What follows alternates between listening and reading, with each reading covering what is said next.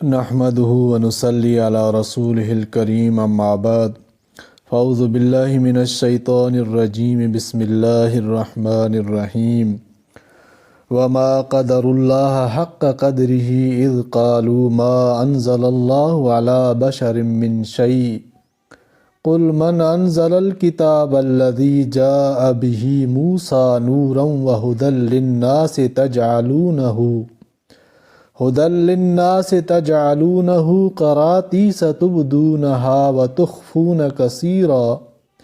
وعلمتم ما لم تعلموا أنتم ولا آباؤكم قل الله ثم ذرهم في خوضهم يلعبون۔ سورہ انعام آیت نمبر 91۔ اللہ تعالیٰ نے فرمایا اور نہیں پہچانا انہوں نے اللہ کو پورا پہچاننا جب کہنے لگے کہ نہیں اتاری اللہ نے کسی انسان پر کوئی چیز، پوچھ تو کس نے اتاری؟ وہ کتاب جو موسیٰ علیہ السلام لے کر آیا تھا روشن تھی اور ہدایت تھی لوگوں کے واسطے، جس کو تم نے ورق ورق کر کے لوگوں کو دکھلایا، اور بہت سی باتوں کو تم نے چھپا رکھا اور تم کو سکھلا دیں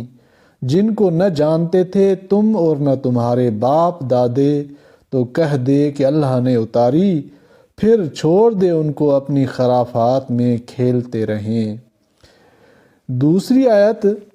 ان لوگوں کے جواب میں آئی ہے جنہوں نے یہ کہہ دیا تھا کہ اللہ تعالیٰ نے کبھی کسی بشر پر کوئی کتاب نازل نہیں فرمائی، یہ کتابوں اور رسولوں کا قضیہ سرے سے غلط ہے۔ اس کے کہنے والے اگر مکہ کے بت پرست ہیں جیسا کہ ابن کثیر رحمۃ اللہ علیہ نے فرمایا، تو معاملہ ظاہر ہے کہ وہ کسی کتاب اور نبی کے قائل نہ تھے، اور اگر یہود ہیں جیسا کہ دوسرے مفسرین نے اختیار فرمایا اور آیت کا سلسلہ کلام بظاہر اس کی تائید میں ہے، تو پھر ان کا ایسا کہنا محض غصہ اور جھنجھلاہٹ کا نتیجہ تھا جو خود ان کے بھی مذہب کے خلاف تھا۔ امام بغوی رحمۃ اللہ علیہ کی ایک روایت میں ہے کہ اسی لیے یہود بھی اس شخص سے ناراض ہو گئے کہ جس نے یہ بات کہی تھی، اور اسی غلطی کی وجہ سے اس کو مذہبی پیشوائی کے عہدے سے ہٹا دیا تھا۔ اس آیت میں حق تعالیٰ نے رسول کریم صلی اللہ علیہ وآلہ وسلم سے فرمایا کہ جن لوگوں نے یہ بیہودہ کلمہ کہا انہوں نے حق تعالیٰ کو پہچاننے کی طرح نہیں پہچانا، ورنہ یہ گستاخانہ کلمے ان کے منہ سے نہ نکلتا۔ آپ صلی اللہ علیہ وآلہ وسلم ان لوگوں سے جو مطلق آسمانی کتابوں کا انکار کرتے ہیں یہ کہہ دیجئے کہ اگر بات یہی ہے کہ اللہ تعالیٰ نے کسی بشر پر کوئی کتاب نہیں بھیجی، تو یہ بتلاؤ کہ یہ تورات جس کو تم بھی مانتے ہو اور اسی کی وجہ سے قوم کے چودھری بنے بیٹھے ہو، یہ کس نے نازل کی ہے؟ اور ساتھ ہی یہ بھی بتلا دیا کہ تم وہ ٹیڑے چلنے والے ہو کہ جس کتاب تورات کو تم آسمانی کتاب کہتے اور مانتے ہو، اس کے ساتھ بھی تمہارا یہ معاملہ ہے کہ تم نے اس کو بندھی ہوئی کتاب کے بجائے متفرق اوراق میں لکھ چھوڑا ہے، تاکہ جب تمہارا جی چاہے کسی ورق کو درمیان سے نکال دو اور اس کے مضمرات سے انکار کر دو، جیسے تورات کی وہ آیت جو رسول کریم صلی اللہ علیہ وآلہ وسلم کی علامات اور صفات کے متعلق تھی، ان کو تم نے نکال دیا ہے۔ آیت کے آخری جملے تجعلونہ قراطیس کا یہی مطلب ہے۔ قراطیس کرتاس کی جمع ہے جس کے معنی ہے ورق، کاغذ۔